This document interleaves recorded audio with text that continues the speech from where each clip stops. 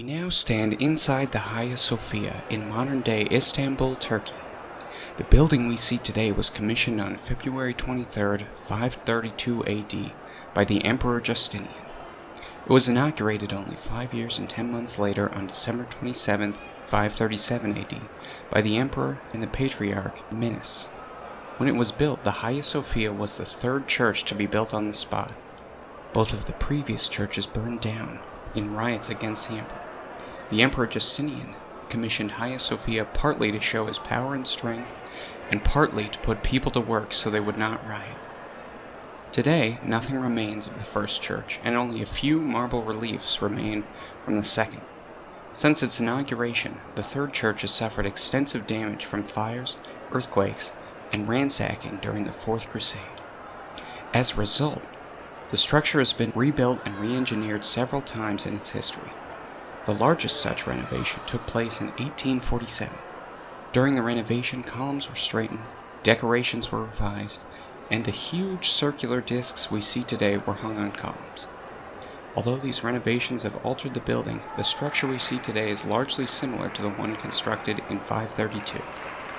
Today, the Hagia Sophia functions as a museum.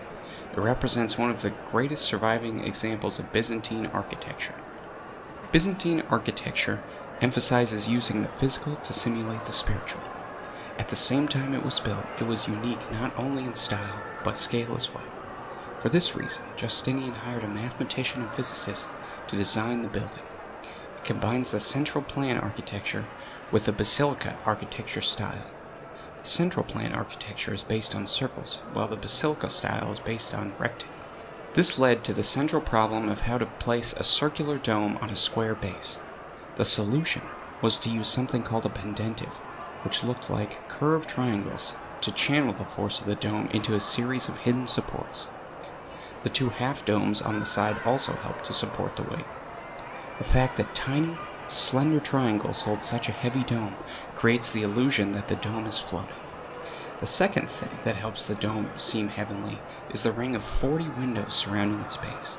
A combination of hidden supports and an abundance of light fill onlookers with a sense of mystery and awe. The dome we see today is different from the original. A series of earthquakes brought down the original. When it was replaced, a higher dome was constructed to channel the weight downward rather than outward, and makes it easier to support.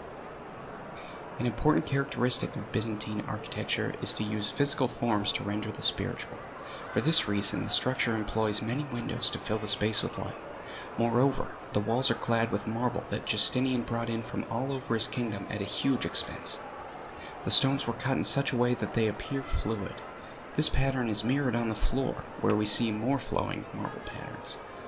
In addition to the marble, there are mosaics and decorations throughout. The whole space seems to transcend physical form through its use of light and flow. The decoration on the walls is mostly free of figures.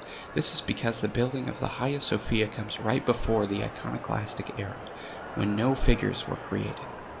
The choice to use a limited number of figures also turns the focus to the architecture of the space rather than to particular individuals. It also increases the feeling of mystery that visitors feel when they enter. Remember, the Hagia Sophia is supposed to make those inside feel like they're in heaven, and a lack of figures helps that happen. Now let's take a look at some specific architectural elements that contribute to the heavenly feel of the Byzantine style. First, notice the capitals.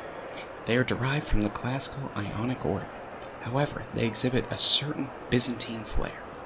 The deep carving makes it seem that these columns, which hold a tremendous amount of weight, are light and insubstantial. Next, take a look at the mosaics which are found throughout the space.